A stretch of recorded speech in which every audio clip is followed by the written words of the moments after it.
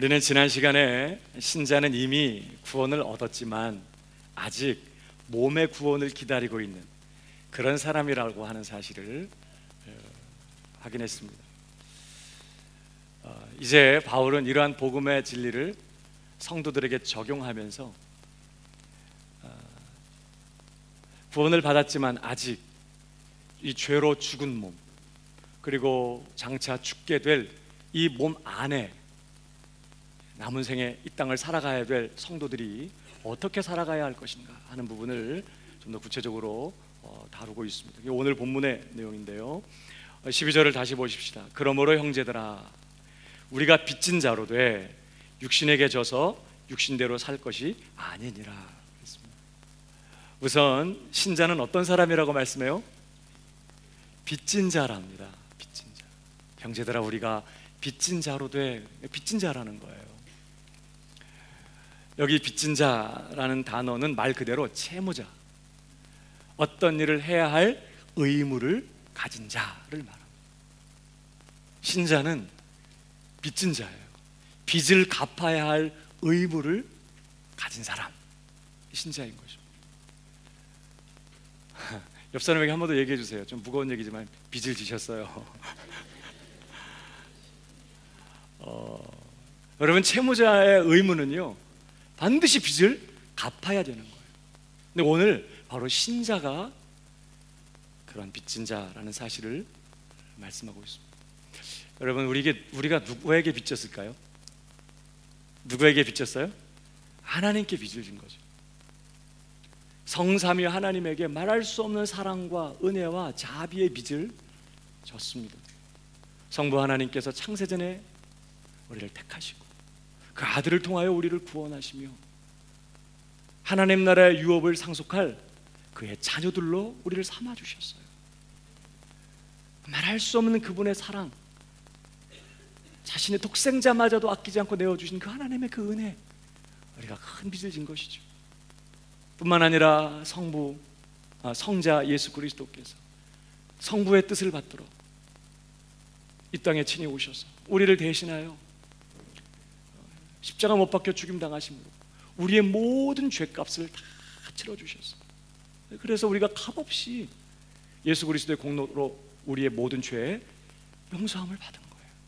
그뿐만 아니라 예수님께서 우리를 대신하여 이 땅에 사시면서 율법의 의를 다 이루어 주셨어요. 우리 대신 그분이 완전한 순종의 삶을 사셔서 우리가 그 공로로 인해서 값없이 완전한 의도 가진 자가 되었다. 그런 예수 그리스도의 그 은혜에 우리는 말할 수 없는 큰 빚을 진 것이죠. 하나님의 아들이 나를 사랑하사 나를 위하여 자기 몸을 버리시고 영원한 죄의 형벌에서 구원하시고 완전한 의인이 되게 하셨으니 얼마나 큰 빚을 졌어요. 그뿐만 아니라 성령께서 우리 안에 들어오셨습니다. 주에 보내신 성령께서 우리 안에 오셔서 우리의 죽은 영을 중생케 하시고 거듭나게 하시고 예수 믿게 만들어서 이제 예수 그리스도의 생명, 예수 그리스도의 의뿐만 아니라 예수 그리스도의 모든 공로와 그분의 모든 것 전부를 다 내 것이 되도록 성령께서 우리 안에 그렇게 역사해 주신 거예요.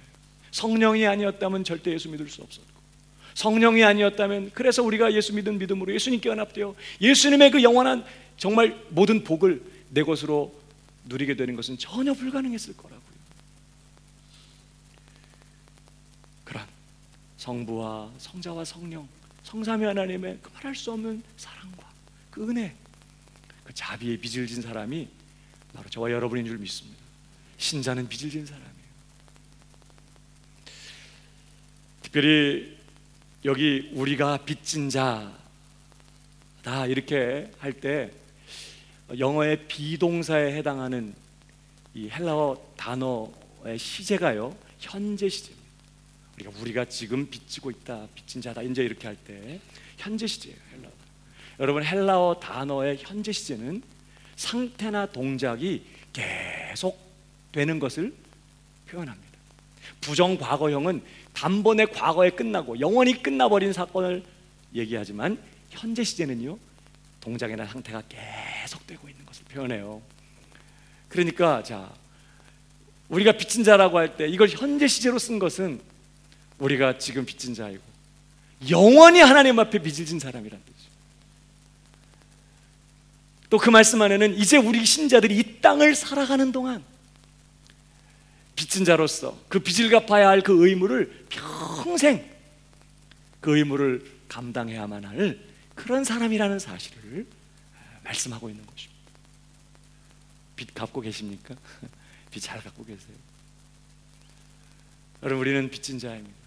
그리고 우리 남은 삶 정말 그 빚진 자로서 그 빚을 갚아야 할 그 의무를 충성되게 감당해야만 할 사람이 바로 신자다 하는 사실을 말씀하면서, 자, 우리 빚진 자된 우리 신자가 그렇다면 감당해야 될 의무가 뭘까 하는 것입니다.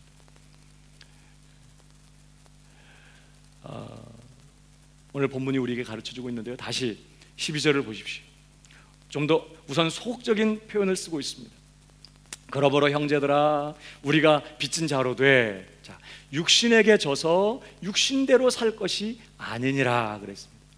우선 우리는 육신에게 빚진 자가 아니다라는 거예요.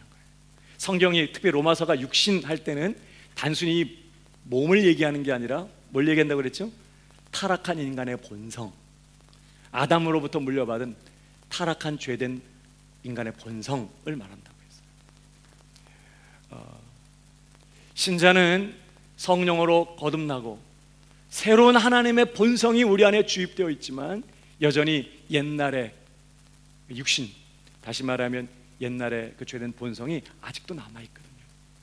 그런데 지금 오늘 여기서 뭐라고 얘기하냐면 우리는 그 육신에게 빚진 자가 아니다 하는 거예요. 그러니까 육신이 요구하는 대로, 육신이 원하는 대로 살 필요가 있다 없다? 없어요. 우리 그게 빚진 자가 아니니까. 육신이 우리더러 뭘 이렇게 요구하고 뭘 이렇게 시킬 때 그 요구에 따라서 행할 의무가 전혀 없는 거예요. 뭐 나한테 뭐 꽂은 거 있어요? 뭐 이렇게 해야지 육신대로 살 필요가 없다는 거예요.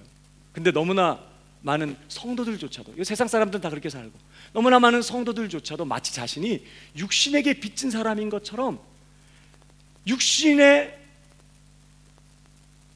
이 소욕을 쫓아서 육신이 시키고 육신이 원하는 대로 그냥 살아간다는 거예요. 오늘 바울은요, 우리가 빚진 자지만 육신에게 빚진 자가 아니다. 우리는 육신이 원하는 대로 살아갈 필요가 전혀 없는 그런 사람이다 라는 사실을 얘기해 주는 거예요. 사랑하는 여러분, 육신대로 살지 말기를 바랍니다. 우린 육신대로 살 필요가 없는 사람이 됐어요. 그러면서 계속 말하죠. 13절, 너희가 육신대로 살면 어떻게 될 거라고요? 반드시 죽을 것이로되 영으로서 몸의 행실을 죽이면 살리니. 14절 시작. 무릇 하나님의 영으로 인도함을 받는 그들은 곧 하나님의 아들이라. 그러면 좀 더 적극적으로, 소극적으로는 우리의 의무가 육신대로 사는 게 아니에요. 육신을 쫓아 살 필요가 없어. 적극적으로 우리 의무는 뭐라고요? 그러면 한마디로 말하면 여기 보면 하나님의 영으로 인도함을 받는 그들은 하나님의 자녀라 그랬어요. 그러니까 하나님의 자녀된, 하나님의 은혜로 자녀된 신자의 의무는 단 하나, 뭘까요? 이제부터 성령의 인도를 따라 사는 거예요. 이전처럼 육신의 소욕을 쫓아서 육신이 원하는 대로 살아가는 게 아니라 이제부터는 내 안에 와 계시는 그 성령이요, 하나님께서 우리로 하여금 예수 믿게 하시고 더 나아가서 우리를 거룩하게 하시려고 작정하신 그 목적을 이루시기 위하여 우리 안에 성령을 보내주셨거든요. 바로 그 성령을 쫓아서, 그 성령의 인도를 따라서 하루하루 한 걸음 한 걸음을 살아가야 할 의무를 가진 사람이 바로 신자다. 그러니까 우리 신자된 자들의 삶의 의무가 뭐냐? 바로 성령의 인도를 쫓아 사는 거죠. 이런 걸 의무라고 생각해 보셨나요? 이제부터 그렇게 생각하셔야 돼요. 특별히 여러분, 우리가 은혜의 빚을 진 신자로서, 하나님의 말할 수 없는 은혜의 빚을 진 신자로서 이제 우리 안에 보내신, 우리 안에 허락하신 이 성령의 인도를 쫓아 살아가야 할 그런 의무를 가졌기 때문에, 그래서 우리가 행해야만 할 가장 중요한 일 하나가 있다는 거예요. 뭘까요? 13절 보이세요? 뭐예요? 너희가 육신대로 살면 반드시 죽을 것이로되 영으로서 몸의 행실을 죽이면, 그러니까 자, 성령의 인도를 쫓아 살아가야 할 우리들이기 때문에, 그런 의무를 가졌기 때문에 우리가 행해야만 할 가장 중요한 의무 중에 하나가 뭐라고요? 몸의 행실을 죽이는 거죠. 여러분, 신자는 지난주에도 살펴본 것처럼 구원받았지만 이 몸 안에는 여전히 죄가 남아있다고 그랬어요. 여러분, 우리 안에 육신이 사라진 게 아니에요.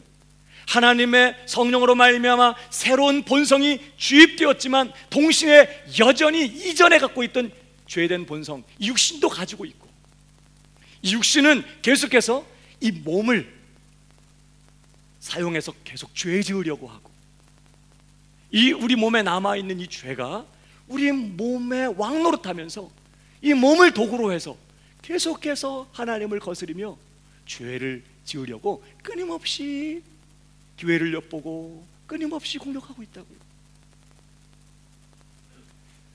그런 죄의 역사를 종식시키고 우리가 계속 죄된 삶을 사는 것이 아니라 이제는 돌이켜서 정말 하나님이 원하시는 거룩한 삶을 살면서 점점 거룩함에서 자라 하나님이 원하시는 거룩한 열매, 하나님의 성품의 열매를 맺게 하기 위하여 우리 안에 지금 누가 와 계신다고요? 성령님이 와 계시는 거예요. 마치 성령님은 이전에 하나님을 향하여 저항하고 반란을 일으키던 그런 반란군을 제압하고 하나님 나라를 충만하게 하기 위하여 우리 안에 오신 사령관 같은 분이시거든요. 우리가 할 일은 뭐라고요? 이제 반란군과 한편이 되어가지고 계속 성령을 거역하고 하나님을 저항하며 살아가는 게 아니라 이제는 성령과 한편이 되어서 내 안에 죄를 정말 죽이고 죄를 진멸하고 거룩한 자로 다듬어 가시려고 내 안에 와 계시는 그 성령님에게 순종하고 그 성령님에게 협조해서 이제 칼을 뽑아들고 내 안에 있는 죄를 죽이는, 이것이 우리 신자된 자들이 행해야 될 가장 중요한 의무다라는 사실을 우리에게 보여주고 있는 거예요. 한번 따라 하십시다. 성령을 쫓아 행하라. 이것이 이 땅에 살아가는 신자들의 의무이고, 그래서 필연적으로 우리는 뭘 죽여야 된다고요? 몸의 행실을 죽이는 이 거룩한 의무를 이제 우리는 가지고 이 남은 때를 살아가야 한다는 사실을 보여주고 있어요. 그래서 여러분, 갈라디아서 5장 16절을 보십시오. 내가 이르노니 너희는 성령을 쫓아 행하라. 그리하면 육체의 욕심을 이루지 아니하리라. 계속 보세요. 육체의 소욕은 누구를 거스려요? 성령을 거스리고, 성령의 소욕은 육체를 거스리나니 이 둘이 서로 대적함으로 너희의 원하는 것을 하지 못하게 하려 함이니라. 반란군을 진압하기 위하여 성령님이 우리 안에 들어오셨어요. 그런데 이 반란군이 끊임없이 성령을 거역하고 끊임없이 육신대로 살려고 죄의 소욕을 쫓아 살기 위해서 끊임없이 저항할 때 우린 누구 편에 서야 된다고요? 성령님께 한편이 돼야 돼. 성령을 쫓아 행하며 성령을 거스리는 육체의 소욕을 어떻게 죽이고 계속해서 더 성령님이 충만하시도록, 성령님이 더 내 삶을 장악하시도록 계속해서 성령을 쫓아 행하는 그러한 신자가 되어야 한다는 걸 지금 얘기하는 거예요. 골로새서에서는 이걸 좀 다른 식으로 표현했는데 이렇게 말합니다. 골로새 3장 1절을 보세요. 그러므로 너희가 그리스도와 함께 다시 살리심을 받았으면, 구원을 받았으면, 영생을 얻었으면 그 말이죠. 위의 것을 찾으라. 거기는 그리스도께서 하나님 우편에 앉아 계시느니라. 위의 것을 생각하고, 로마서식으로 하면 영의 일을 생각하고 그 말이에요. 땅의 것을 생각지 말라. 이는 너희가 죽었고 너희 생명이 그리스도와 함께 하나님 안에 감추었음이니라. 우리 생명이신 그리스도께서 나타나실 때에 그때 너희도 그와 함께 영광 중에 나타나려. 이미 구원 얻었고 생명을 갖고 있고 장차 우리가 주님 나타나실 때 영화롭게 우리 몸까지 구원받게 될 그러한 신자가 되었다는 걸 얘기하잖아요. 그래놓고 하는 말, 그러므로 5절 뭐 하라고요? 땅에 있는 지체를 죽여라. 곧 음란과 부정과 사욕과 악한 정욕과 탐심이니 탐심은 우상 숭배니라. 이것들을 인하여 하나님의 진노가 임하느니라. 여러분, 지금 내 안에 죄들이 살아있어요, 죽어있어요? 살아있다고요. 버젓이 강력하게 기회를 엿보며 역사하고 있다고요. 계속해서 이 몸을 가지고 또 죄를 짓기 위하여 끊임없이 기회를 엿보고 있다고요. 이제 구원을 얻고 살리심을 받고 생명을 얻고 장차 영화롭게 될 그런 운명을 약속받은 신자는 이제부터 뭐 하라고요? 땅에 있는 지체, 여전히 우리 안에 남아있는 죄를 어떻게 하라고요? 죽여라. 이것이 우리 신자들이 감당해야 될 가장 중요한 의무 중에 하나라는 사실을 성경 우리에게 말씀하고 있습니다. 따라 하십시다. 땅에 있는 지체를 죽이라. 한 번 더요. 죄를 죽이라. 여러분, 이것이 일평생 하나님의 은혜에 빚을 진 자가 하나님 앞에서 감당해야 될 뭐라고요? 의무라는 사실을 기억해요. 여러분, 만약에 신자된 자가 이 의무를 소홀히 한다면 어떻게 될까? 자, 채무자가 빚을 갚아야 되는데 빚을 갚는 이 일을 소홀히 여기고 빚 안 갚고 그럼 어떻게 돼요? 우선 신용불량자로 평가됩니다. 더 이상 거래 안 해요. 불신실한 자라고 낙인이 찍히게 되겠죠. 그뿐만 아니라 법적인 제재를 받게 됩니다. 막 딱지 붙어요. 마찬가지입니다. 하나님의 사랑과 그리스도의 은혜에 빚을 진 신자가 부지런히 성령을 쫓아 행하며 부지런히 그래서 성령과 한편이 되어 내 안에 있는 죄를 죽이는 이 거룩한 의무를 소홀히 여기고 오히려 성령을 거스리며 육체의 소욕을 쫓아 육신대로 그렇게 살아가게 된다면 아주 치명적인 결과를 초래하게 된다는 거예요. 뭐라고 얘기하죠? 13절 다시 보십시오. 너희가 육신대로 살면 어떻게 될 거라고요? 반드시 죽을 것이라고 그랬어요. 정말 반드시 죽는다는 거예요. 그러나 성령을 쫓아 죄를 죽이며 죄의 소욕 죽이면서 몸의 행실을 죽이며 계속해서 성령을 쫓아 거룩한 삶을 살아가고 그 일에 충실하게 헌신한다면 어떻게 될까라고요? 몸의 행실을 죽이면 살 것이다. 여기 육신대로 살면 현재 시제. 그러니까 이건 계속적으로 육신대로 사는 걸 말. 너희가 계속해서 성령을 거역하고 성령의 감동을 저버리고 성령을 소멸케 하고 계속해서 육신의 소욕을 쫓아 죄의 욕망을 따라서 그저 계속해서 죄를 짓고 산다면 그 말이에요. 또 죄를 짓더라도 성령님은 회개하라고 감동하시고 자꾸 죄로부터 돌이켜라고 촉구하시지만 계속해서 그것을 거역하고 거부하고 계속 육신 가운데 육신을 쫓아 사는 일을 계속한다면 그 말이에요. 반드시 죽을 것이다. 그러나 영으로서 몸의 행실을 죽이면 성령을 쫓아가고 죄를 죽이는 이 의무를 충실히 감당하면 반드시 어떻게 되니까 산다. 지금 이렇게 말하는 거예요. 분위기 심상치 않습니다. 지금 여러분, 여기 너희가 육신대로 살면 반드시 죽는다고 그랬어요. 너희가 누구예요? 그 앞뒤로 뭐라 그랬죠? 형제들아 우리가 빚진 자라고 그랬거든요. 그래서 너희가 그랬으니까 지금 누구예요? 이 너희가 예수 믿는 신자들이에요. 8장 1절은 뭐라고 시작했죠? 그러므로 그리스도 예수 안에 있는 자에게는 결코 정죄함이 없다고 그랬어요. 신자도 넘어지고 죄 짓는다 안 짓는다 지을 수 있어요. 그러나 정죄함이 영원히 없어요. 다시 그 죄 때문에 사망 아래로 끌려 들어가서 다시 지옥에 떨어지게 되고 영원한 심판 가운데 들어가는 일은 이제 영원히 없어지게 되었단 말이에요. 왜? 예수님이 다 가져가셨기 때문에, 예수님이 다 받으셨기 때문에. 그래서 신자는 예수님께서 말씀하신 것처럼 내가 저에게 영생을 주노니 영원히 멸망치 아니할 터이요 아무도 내 손에서 빼앗을 자 없다고. 내 말을 듣고 나 보내신 이를 믿는 자는 영생을 얻었고 심판에 이르지 아니하나니 사망에서 생명으로 옮겼다고 그랬거든요. 바로 그게 예수 믿는 신자들의 운명이거든요. 그런데 지금 뭐라고 말한다고요? 그런 너희가 육신대로 살면 반드시 어떻게 된다고요? 죽는다는 거예요. 그러면 이 죽는다는 말이 뭘 말할까?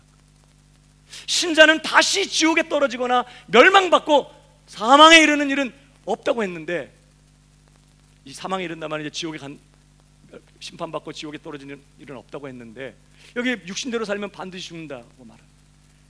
그럼 여기서 말하는 이 의미는 뭘까요? 여러분, 신자가요, 진정으로 거듭난 신자가 이제 내 안에서 나를 이끄시고 감동하시며 거룩한 자리로, 하나님의 뜻 가운데 거하는 자리로, 율법의 요구를 이루는 자리로 끊임없이 나를 이끌어 가시는 그 성령님께 순종하지 않고 오히려 성령을 거역하면서 성령의 감동을 자꾸 소멸하고 내 안에 있는 죄의 욕심을 쫓아 자꾸 육신을 쫓아 살고 죄의 행실을 따라 자꾸만 살아가게 되면 그는 신자로서의 지위를 잃어버리지는 않습니다. 영원한 지옥에 들어가는 일은 없지만 반드시 죽을 것이로 돼. 그럼 뭐가 죽는다는 걸까요? 다시 말하면 영적인 생명력을 잃어버리게 될 거란 뜻이에요.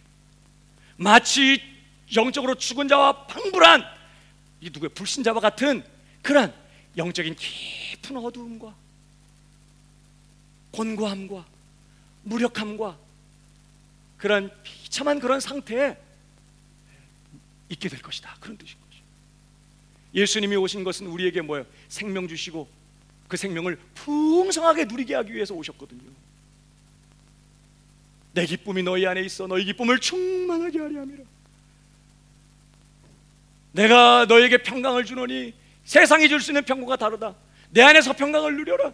여러분, 예수님의 생명 안에서 우리는 충만한 기쁨을 누리도록 되어 있다. 세상이 줄 수 없고 흉내낼 수 없는 깊은 평강을 누리며 살도록 부름받고 있다고요.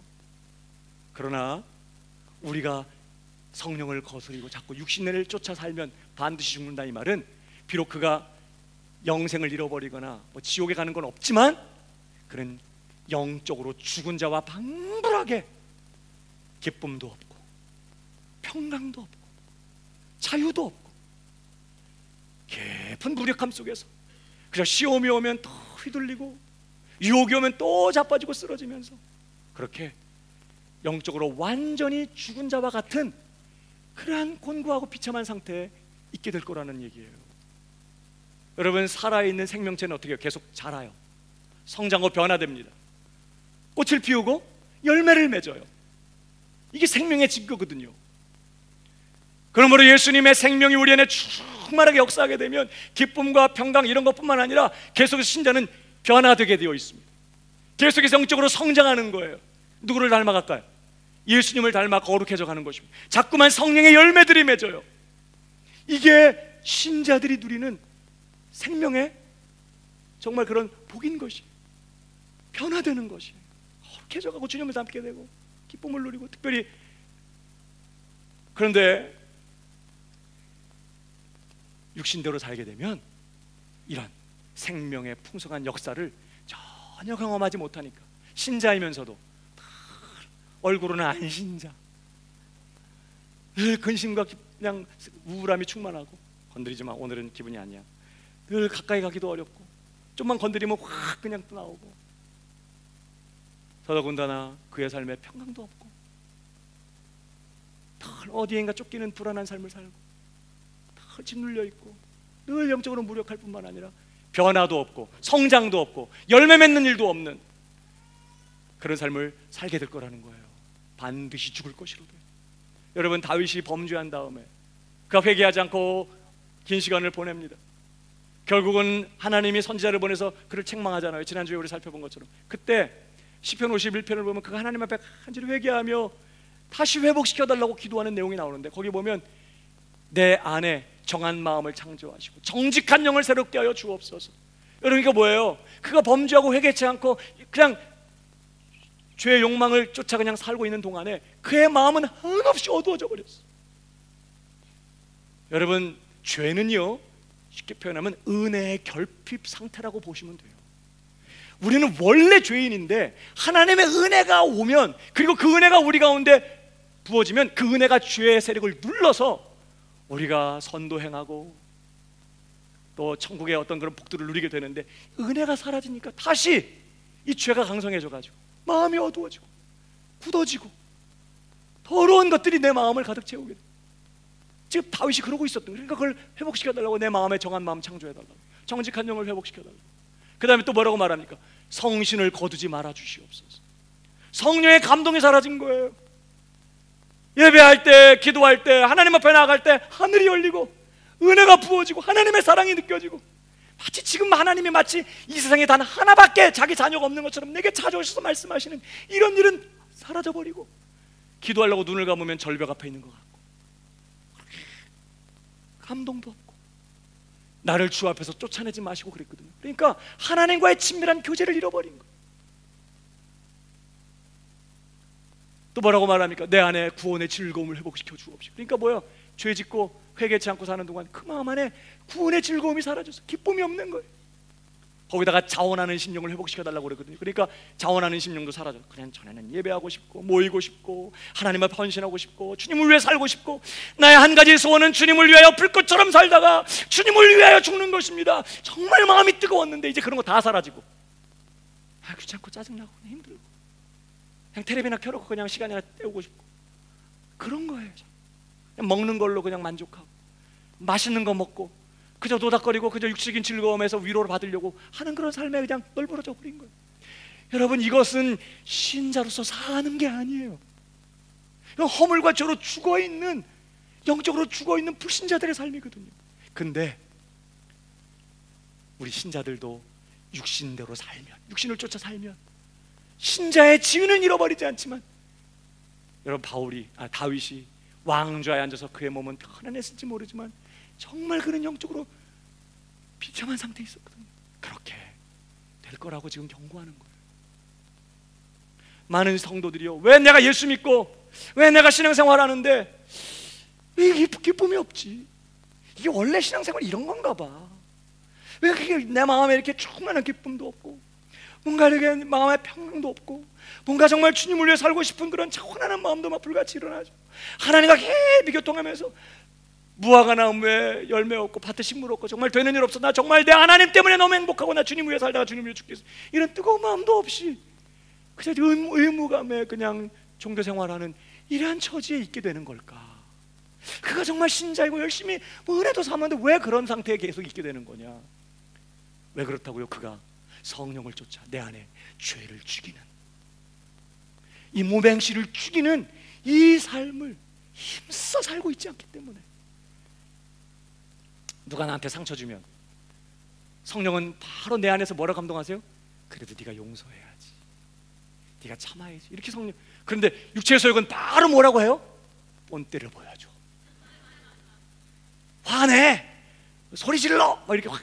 여러분, 그러면 어떻게 해야 돼요? 우리가 이 육체의 소욕을 죽이고, 난 너한테 빚진 거 없어, 난 네가 원하는 대로 안 살아, 이거 죽이고 성령의 소욕을 쫓아 가야 되는데 그냥 원래 하던 대로 우시 그리고 화내버려, 혈기 내고. 그러니까 성령은 더 소멸되고 근심하고. 누가 나한테 미운 짓 하면 성령은 뭐라고 해요? 그래, 네가 용서해야지. 그래, 육체의 소욕은 절대 용서하지 마, 이번에 하여튼 네가 강하다는 걸 보여줘, 막 이런 식으로. 그래서 막 용서 안 하고. 성령은 이제 창립주일이 한 달 정도 남았는데 기도해야 되지 않겠니?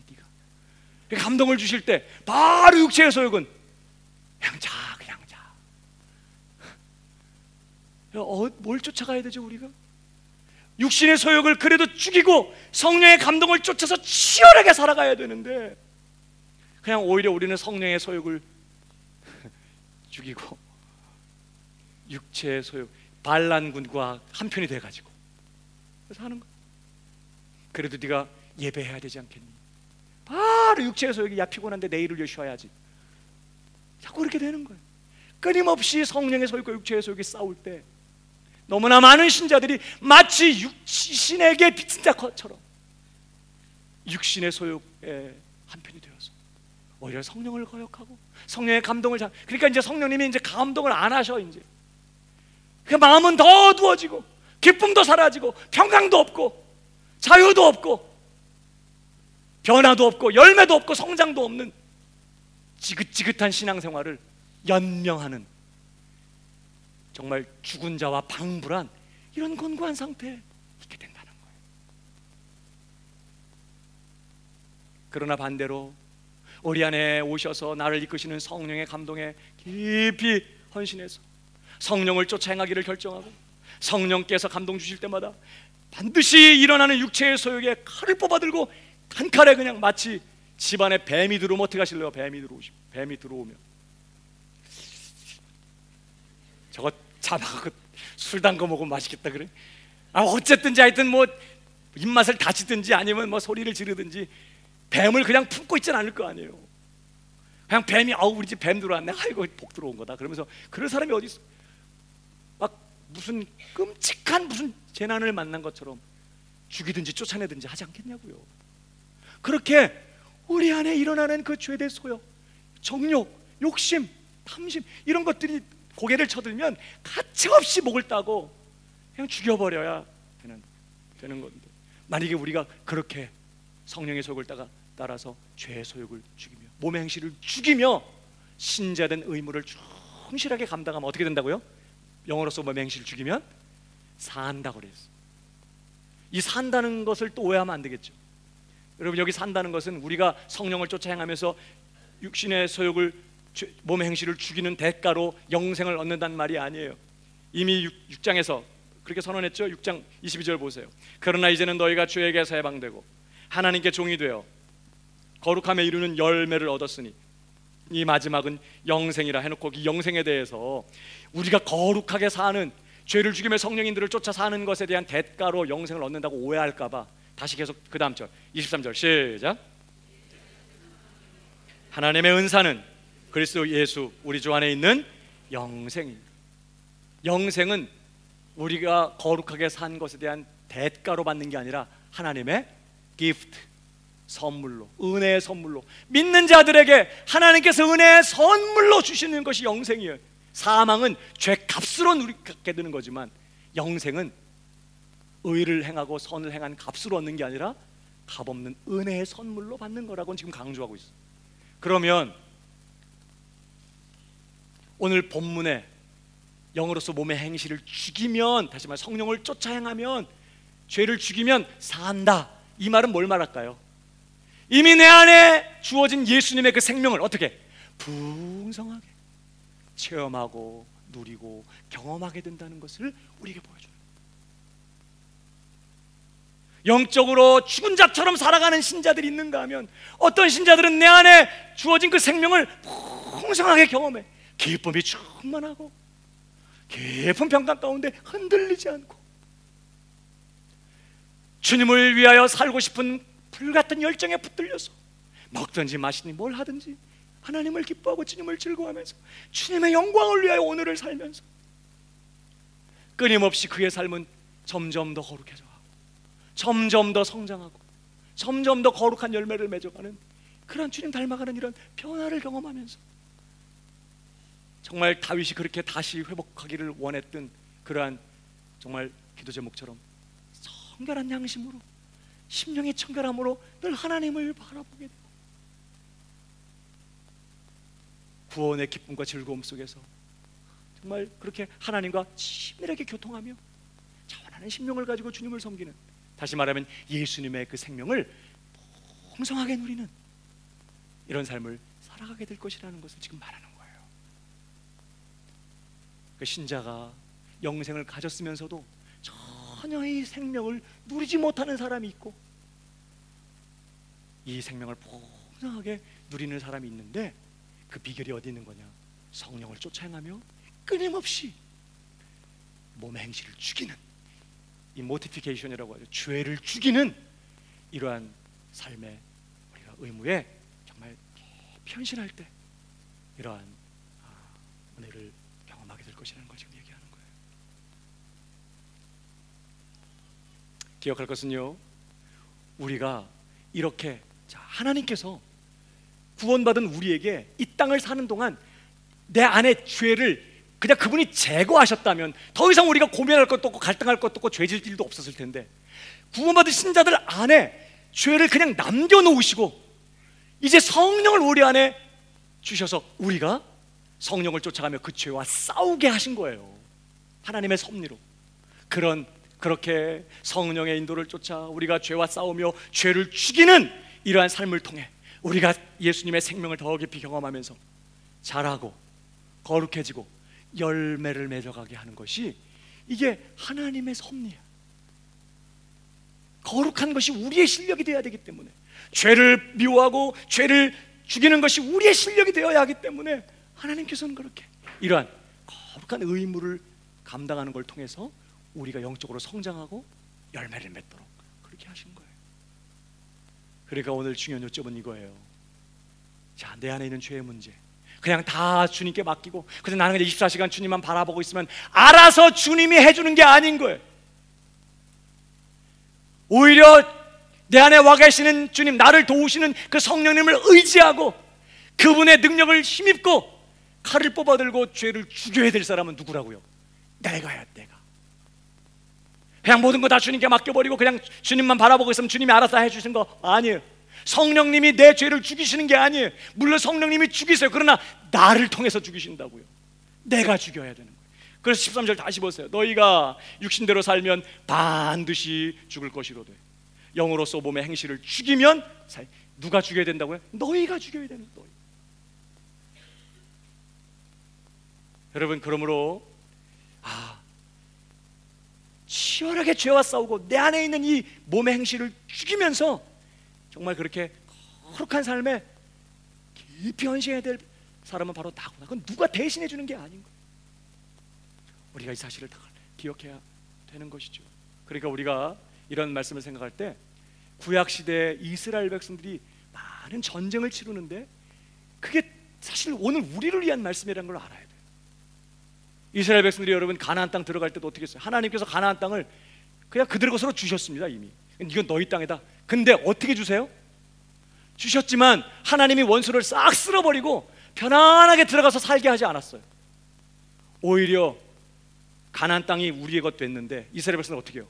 이제 우리와 함께 하시는 도우시는 그 하나님 의지하고 칼을 뽑아들고 피 흘리는 전쟁을 치르면서 가나안 땅을 내 땅으로 정복했던 것처럼, 구원받은 신자 안에 마치 가나안 족속들처럼 내 안에 탐심이 남아있고 음란이 남아있고 정욕이 남아있고 거짓, 위선, 교만, 이런 정말 이런 악감, 이런 용서치 않은 이런 마음들, 이런 것들이 아직 남아있는 거예요. 가나안 족속처럼. 우리가 뭐 해야 된다고요? 함께 하시고 도우시는 성령님, 나와 함께 하시는 우리 주님의 힘을 의지하고 피 흘리는 전쟁을 우리가 해야 되는 거예요. 그러니까 가나안 정복 전쟁이 사실 옛날 얘기가 아니라 오늘 우리를 위해 그렇게 있는, 내 안에 야 용서하지 마, 화내, 혈기내, 그럴 때 가차없이 죄가 고개를 쳐들 때마다 죄의 소욕을 죽이고 성령의 소욕을 쫓아가는 이런 삶에 헌신해야 된다. 이런 전쟁을 통해서 우리는 하나하나 조금씩 하나님 나라의 그 충만한 생명을 내 삶에서 경험하고 누리게 될 수 있다는 것을 오늘 기억해야 되는 것이죠. 목사님 안 돼요. 죄, 우리가 워낙에, 혹시 옛날에 시골에서 그 병아리 키워보신 기억이 있으신가요?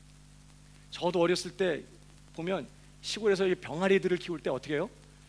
뭐 이렇게 뭐 이름이 뭐라고 그래요? 이렇게 그 망 같은 걸로, 이렇게 삼각형 같은 망 같은 거 이렇게 해놓고 그 안에다가 병아리들을 막 그냥 키워요. 그럼 그 안에서 이제 병아리들이 먹이도 먹고 물도 거기서 마시고 막 그렇게 하거든요. 낮에는 그걸 이렇게 끌면 그 안에 병아리들이 다 딸려 나와 이렇게. 그래 양지 바른 곳에 이렇게 갖다 주고 거기다 이제 모이를 주고 하면 물도 넣어주고 하면 거기서 이제 먹고 안전하게 보호하는 것이죠. 만약에 춥다 그러면 저녁 되면 다시 이렇게 쭉 끌면 뭐 이렇게 끌면 다 안에 딸려오니 그러면 이제 뭐 또 덮어주기도 하고 이렇게 해서 보호. 그러나 이제 좀 크면 거기 있으면 안 돼요. 이제 어떻게 하죠?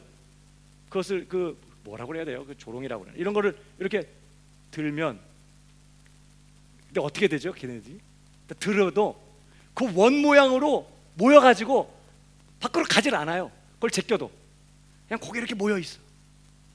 그럼 어떻게 합니까? 발로 이제 그러면 이제 얘네들이 아무리 바깥으로 나가려고 했지만 그것에 그 망에 걸려서 못 나가니까 이제 난 안 돼, 이게 못 나가는 거고 이렇게 그냥 생각을 하고 있었기 때문에 이걸 치워도 안 나가고 있어. 그냥 이제 막 해치면 이제 이제 우리가 나가도 되는구나 그러면서 이제 막 흩어지고 가서 자기들이 가고 싶은 곳에 가서 모이를 막 먹고 이제 이렇게 되죠. 모르세요? 우리가 그렇다고요. 워낙에 이전에 우리는 성령이 안 계실 때, 우리가 육신 안에 있을 때 우리는 어떻게 그냥 죄의 소욕을 쫓아 육신이 원하는 대로 살아왔어. 바로 소욕이 올라오면, 죄에 대한 소욕이 올라오면 바로 그냥 한편이 되어가지고 죄 짓는 일에 철저하게 길들여 있기 때문에 감히 이런 죄의 소욕을 죽이고 거룩한 삶을 살아가는 것에 대해서 내가 어떻게 해, 이런 생각이 있다. 그런데 이제부터 여러분, 신자는 그렇지 않습니다. 이전의 옛날의 존재가 아니에요. 새로운 피조물이에요. 내 안에 하나님의 성령이 와 계시고 하나님의 능력이 나를 붙들고 있고, 오늘 몸의 행실을 죽이면 산다, 몸의 행실을 죽여라 이렇게 말하는 건 죄를 죽일 능력이 와 있다 안 와 있다? 와 있다는 걸 전제하는 거거든요. 여러분 기억나십니까? 기드온, 사실은 이스라엘 백성들이 가나안을 정복하면서요 막 몰아내고 진멸하고 다 진멸하라고 하셨거든요. 근데 산지에 있는 거민들은 싸우기가 어렵고 하니까 그냥 남겨놓고, 골짜기에 있는 거민들 저것들이 어떻게 되겠어, 그리고 또 남겨놓고, 철병거를 갖고 있는 가나안 족속들 그냥 남겨놓고, 그래서 남겨놓은 족속들이 있었어요. 저것들이 어떻게 될까봐 남겨놓고 이렇게 했는데, 이 남겨놓았던 이것들이 나중에 강성해져 가지고 이스라엘 백성을 학대하고 또 공격하고 얼마나 고통을 많이 겪는지 이게 사사기예요. 여러분, 우리 안에 죄를 남겨놓으면 반드시 이 죄가 강해져서 결국 내 영적 생명을 무너뜨린다는 걸 기억해요. 그러니까 진멸해야 되거든요. 근데 남겨놓은 것 때문에 이스라엘 백성들이 막 고생을 합니다. 그때 이제 미디안이 수년간 이스라엘 백성들을 학대하고 추수 때마다 쳐들어와가지고 다 약탈해가고 막 너무 괴로워요. 이스라엘 백성이 하나님 앞에 부르짖습니다. 하나님께서 구원자를 보내시는데 그때 보내신 구원자 사사가 기드온이었어요. 여러분, 기드온에 대한 얘기가 이렇게 시작해요. 보십시오. 사사기 6장 11절 보면요, 여호와의 사자가 아비에셀 사람 요아스에게 속한 오브라에 이르러 상수리 나무의 아래 앉으니라. 마침 요아스의 아들 기드온이 미디안 사람에게 알리지 않으려고 들키지 아니하려 하여, 그 말이죠. 밀을 포도주 틀에서 타작하더니 숨어가지고 무서워서 포도주 틀에서 밀을 타작하고 있었습니다. 근데 그 다음 절이에요. 12절 다 같이 시작. 기드온에게 나타나 이르되 큰 용사여, 여호와께서 너와 함께. 지금 무서워가지고 기드온 사람들에게 들키면서 다 뺏기니까 무서워가지고 숨어서 밀을 타작하고 있는 기드온, 숨어가지고 이러고 타작하고 있는데 뒤에서 뭐라 그래? 큰 용사여, 여호와께서 너와 함께 계시다. 이거 놀리는 것 같아요. 그래서 기드온이 화들짝 놀라죠. 근데 여러분, 지금 하나님께서 기드온에게 이렇게 말씀하시는 이유가 있어요. 너 큰 용사라는 거예요. 큰 용사라는 말은 백전백승의 용사라는 거예요. 그가 비록 두려움에 움츠려 있고 연약하고 약점이 많은 사람이지만 누가 함께 하시기, 하나님이 함께 하시기 때문에 너는 큰 용사라는 거예요. 여러분, 하나님이 함께 하시면 아무리 연약하고 아무리 작은 사람도 큰 용사가 되는 줄로 믿으시기 바랍니다.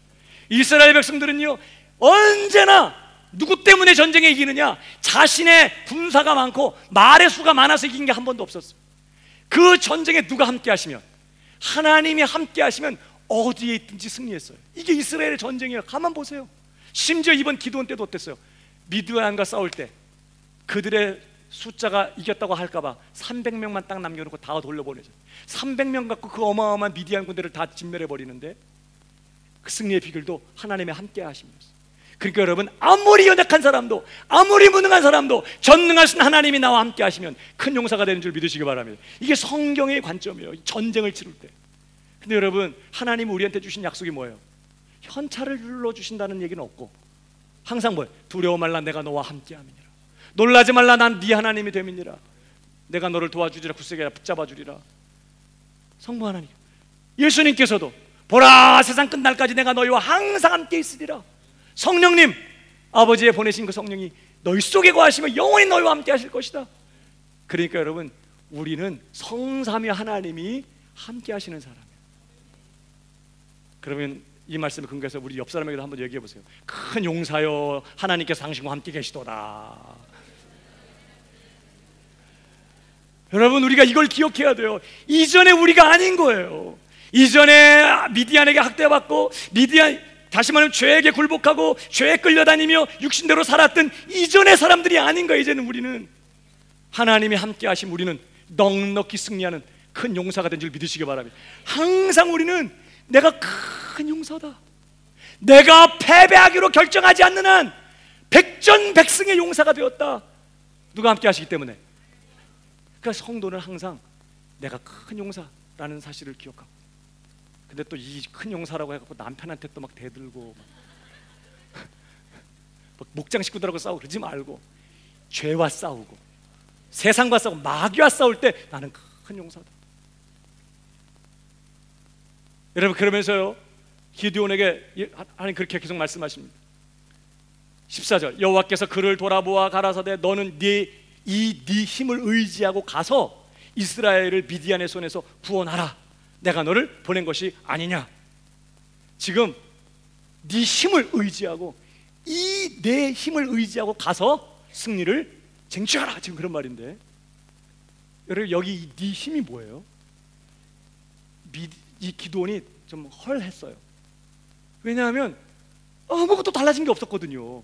그러니까 물어요. 15절, 기드온이 가로되 그에게 대답하되 주여 내가 무엇으로 이스라엘을 구원하리까? 보소서 나의 집은 므낫세 중에 극히 약하고 나는 내 아비 집에서 제일 작은 자니이다. 나 힘 없어요. 내가 무슨 수로 가서 이겨요? 난 지금까지도 맨날 지는 삶을 살았는데 나 힘 없어요. 지금 그 얘기예요. 그랬더니 하나님 그 다음 절 15절 16절 시작. 그에게 이르시되 내가 반드시 너와 함께하리니 네가 미디안 사람 치기를 한 사람을 치듯 너는 반드시 승리할 거라는 거예요. 왜? 내가 너와 함께 있으리니. 그러니까 이 내 힘을 의지하고 가서 승리를 거두라고 할 때 기도의 힘은 뭐예요? 함께 하시는 하나님, 하나님의 함께 하심이 나의 힘이라는 거예요. 우리는 이 확신을 가져야 돼요. 자꾸 우리는 근육이 좀 생겨나고 좀 재정적으로 좀 뭔가 좀 여유가 생기고 뭔가 좀 지식적으로나 뭐 외적으로 세상적으로 뭔가 좀 힘이 있어야 내가 힘이 있다고, 그리고 승리하고 이길 수 있다고 자꾸 생각해. 아니요, 하나님은 그렇게 말하잖아요. 내가 너와 함께 있을 것이다. 너는 반드시 승리하게 될 것이다. 그러니까 우리가 두 가지를 기억해야 돼. 하나는 하나님이 나와 함께 하시니 나는 큰 용사다. 그리고 그 하나님 함께 하시기 때문에 함께 하시는 하나님으로 인하여 나는 넉넉히 그리고 반드시 승리할 수 있다. 이 승리를 확신하고 날마다 영적 전쟁터에 들어가야 된다. 승리를 쟁취하고 죄 속을 이겨서 또 그냥, 그리고 바로 목을 따야 되는데 오셨어요 형님? 그러면서 그냥 어쩔 줄을 모르고 막 이걸 또 그냥 뭐 어떻게 해야 될지 몰라서 막 받들어주고 그냥 막 큰 용사라는 사실, 함께 하시는 그분으로 나는 반드시 넉넉히 승리할 수 있다는 사실을 확신하면서 힘있게 용맹스럽게 전쟁에 헌신하는 이런 하나님 나라 백성이 되어야 된다는 거예요. 옆 사람에게 축복해 주시기 바랍니다. 당신은 큰 용사입니다. 한 번 더요. 당신은 반드시 이기게 되어 있습니다. 그러나 여러분, 자동적으로 이기진 않아요. 300명 이끌고 기도는 나가야 했고 목숨을 걸고 어떻게 싸워야만 했는데 그 과정을 통해 위대한 승리를 하나님이 주시는 거예요. 우리가 포기하지 않는 한 우리는 반드시 이기게 돼 있고 넉넉히 승리하게 될 것입니다. 오늘 나는 하나님의 말할 수 없는 은혜의 빚을 진, 내 일평생 이 빚을 갚아야 될 의무가 있는 그런 사람이다. 근데 그 의무가 뭐냐? 내 안에 와 계시는 성령님께 순종하고 그 성령님을 쫓아 행하는 것이 내 삶에 이제 남은 유일한 의무라는 것을 기억. 그렇기 때문에 필연적으로 우리는 뭘 죽여야 된다고요?